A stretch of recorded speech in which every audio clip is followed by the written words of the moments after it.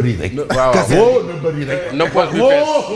man naa su ma ci amoon saako. na bëri rek. du ma teree nelaw. alors na bëri rek. alors les cadres de Pomsor exigent le limogeage immédiat de Cheikh Tidiane Dièye et l'ouverture d'un audit exhaustif de sa gestion. Au départ, il disait nous suñu nawet. Maintenant, il a son nawet. On ne sait pas de quoi il en est exactement. C'est nawet kay parce que depuis lors il a. C'est nawet. Et malheureusement, de nawet en nawet, lui apparemment il refuse d'être le navet. Cheikh Tidiane Dièye. Non mais voilà quelqu'un. Bon, quand même, tu lui dis il pleut, c'est inondé. Ouais, bon, vous savez, hein. Bon, mais hey, grand, tout va inondé, tout va Guinée Conakry ou tout. Sur le Touba wala Touba. Non, lui c'est pas là, lui c'est toujours les autres. C'est pas lui. Tu lui dis mais oui, mais il y a des problèmes d'égout là. Oui. Non, égout. Non, je ne crois pas parce que hier je suis passé par le point E, j'ai pas vu le problème d'égout. Il dit bon, parcelle à Grand Yoff. Non, nice, hein? Mais Cheikh Tidiane, non, mon gentleman, non, on doit le décorer. Ah oui. Vraiment, la médaille du roi des arènes, du Rassou. Alors, comment on gagne ça, oui? Non, on ne peut pas gagner ça, oui. Alors, Assemblée nationale, 40 députés Pastef bout la session d'Ousmane Sonko. Voilà des informations de Tribune. Et puis Tribune parle justement d'établissement pénitentiaire, la fouille à nu des détenus à leur admission désormais interdite. Ça aussi c'est une innovation. Bon voilà au moins. Voilà au moins une réalisation. Ah ben c'est une réalisation. En fait 2 ans après, enfin. Donc 2 ans après, on humanise. 2 ans après, enfin une réalisation. Ah c'est une réalisation, hein. Ben Boussassa, 2 ans, enfin. Là ça n'a rien à voir avec la continuité, probablement, parce qu'on sait quand même que au plan peut-être des revenus, il y a eu une augmentation d'un investissement sur chaque détenu. Il y a eu aussi la boulangerie de la réinsertion qui fait, à mon avis, le meilleur pain du Sénégal. Alors, que tu manges tous les matins. Tous les matins. L'œuvre est de Dougoutigui. Alors, on va évoluer avec l'actualité et c'est Enquête quotidienne qui parle de session extraordinaire sur fond, bien entendu, de contestation. Le bras de fer est lancé. Bras de fer, attends. Mais pourquoi faire? Pourquoi faire? Non, là, tu donc. Mais vraiment, bras de fer, bon, beaucoup de ces njambars. Mais il y a des inondations. Vraiment. Bras de fer, pour la. Pourquoi faire? Pour divertir les Sénégalais. Non, mais banquer, j'ai un problème. Hein? Pourquoi faire? Mais non, mais attends, Simon. Younoussa, Tchelouba.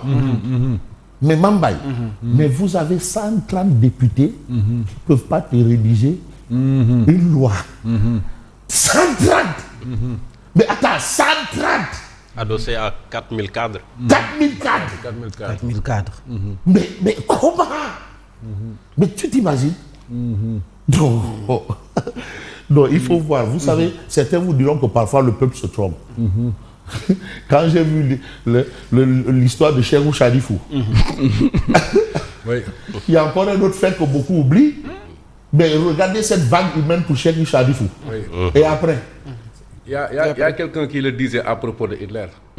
Et après, on parle qui a accédé au pouvoir par la voie des... Mais bien sûr. Il est plus facile de voir un chameau passer par le chat d'une aiguille Oui. que de découvrir un grand homme au moins d'une élection. Oui. Parfois, la démocratie... Ouais. Voilà. Mais vous vous souvenez C'est le repère, hein? Non, avant là, moi, je vais réussir à faire l'attitude du peuple. Vaïdei. Vaïdei. Mais c'est la psychologie des foules. Vaïdei. Vaïdei. Mais c'est la psychologie des foules, Fabrice. Non. Bon, le bras de fer est lancé. Oui. 5 textes majeurs et 6 commissions d'enquête obéliques. Sonko défend la légalité de la session et fixe les règles du jeu. Thierno Alassane Sall et Adjubasso attaquent bien entendu la majorité. Et puis André Gorgui, la marche des territoires, une coalition à l'épreuve du terrain. Ça aussi c'est un fait.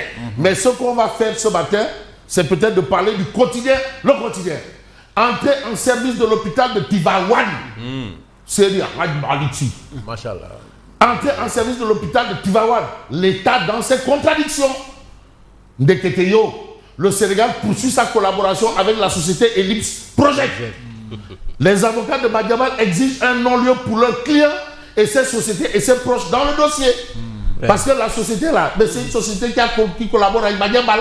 Paradoxe. Finalement, c'est paradoxal. Ce sont les contradictions de l'État. Et en l'État, pour ne pas faire du coq à l'âne, j'ai envie de prendre le journal Le Peuple qui en parle aussi. Le Peuple nous dit quoi? Le Peuple nous dit négociation entre l'État et Ellipse Project. Les avocats exigent un non-lieu pour Madiambal Diagne. Mais il faut être conséquent. Finalement, c'est quoi ça? Mais cette histoire contre Madiambal là, ça renvoie à quoi exactement? Au nom de quoi? Mais contre Madiambal, tout simplement, fonds politiques et fonds spéciaux. Gumsobot exige leur suppression. C'est ce qu'on a à la une du Peuple quotidien ce matin. Mais vous avez le témoin qui parle de session extraordinaire de 2026. Ousmane Sonko défend le cadre juridique de l'Assemblée nationale. L'Assemblée nationale, actualité nationale, vous avez la voix plus. Session extraordinaire de l'Assemblée nationale. Sonko clarifie, les députés ouvrent plusieurs fronts d'enquête. Tasse contexte l'existence de fonds politiques à l'Assemblée nationale. Parce que finalement, il faudrait qu'on sache le nom de c'est quoi exactement. Bon, c'est probablement avec exactitude, on a le point actu, recomposition politique, l'APR sous pression. Vous avez la possibilité d'alliance entre Thérèse Faye Diouf et Maguette Sène aux prochaines élections. Ont-ils rejoint Diomaye après les locales? Vont-ils rejoindre Diomaye après les locales? C'est une interrogation. Les mouvements des responsables Thérèse Faye, Maguette Sène, Abdoulaye Seydousso risquent de secouer l'APR. Donc l'APR est dans une situation peut-être carabinée ou pas, mais on a suppression des fonds politiques, renforcement des mécanismes de contrôle.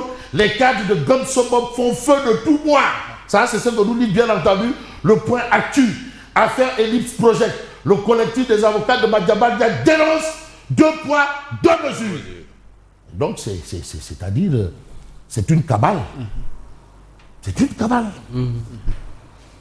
Un règlement de compte dénoncé. Ces avocats exigent un non-lieu.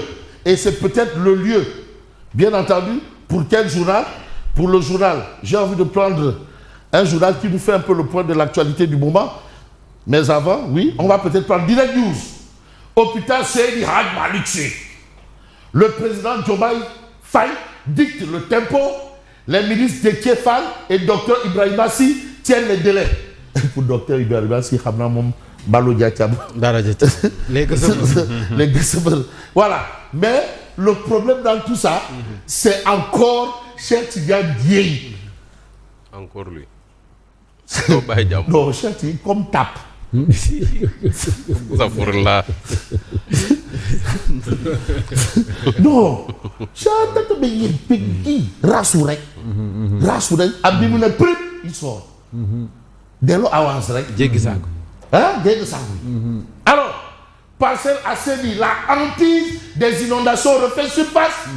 Branle-bas de combat avant les fortes pluies. Apparemment, les parcelles sont laissés à leur propre sort. Ils ne voient personne.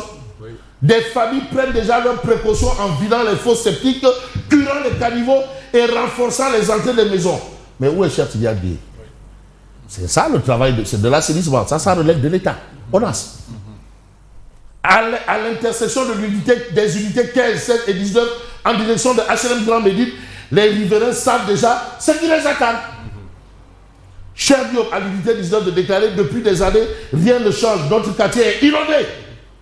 Ça là, si tu dis ça, Cheikh Tidiane Dièye, il dit une parcelle Assainies de Kermansar ou bien parcelle Assainies de Bokigaoui ou bien de HLM Nema.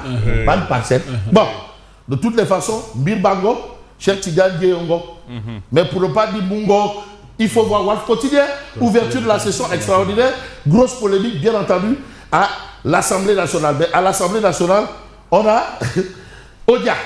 Vous avez Maître Sarr qui est salué et félicité par un détenu. C'était mon combat, je le garde haut la main. Guy, Marius, est-ce que j'ai des caleçons à recevoir de lui? Voilà un peu la situation. On est bien devant une prison. Voilà un peu l'image de la caricature de Odia ce matin. Et moi je vous dis ce matin, merci et bonne continuation. Merci à vous Fabrice Nguema que nous allons retrouver tout à l'heure pour la revue de la presse complète. Tout de suite le journal.